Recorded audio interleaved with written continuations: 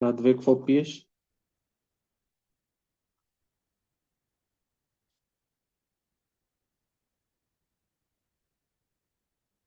Добре.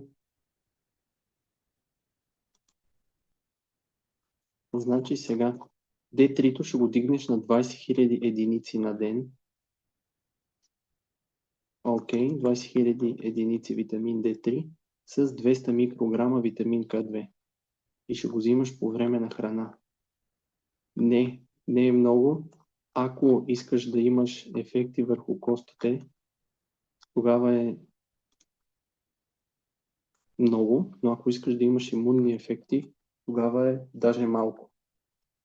Тоест, дозата се определя от желания ефект. Повечето хора не са запознати с ефектите на витамин D върху имунната система, които започват след 20 000 единици витамин D3 на ден и даже това е минималната доза, може да се стигне до стотици хиляди.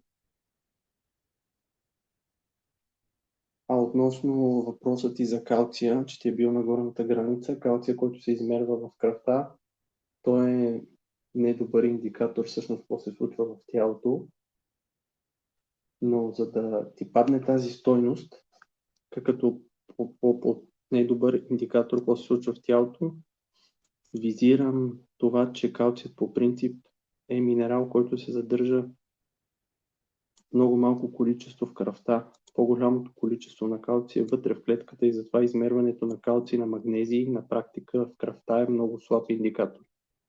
Какво наистина се случва?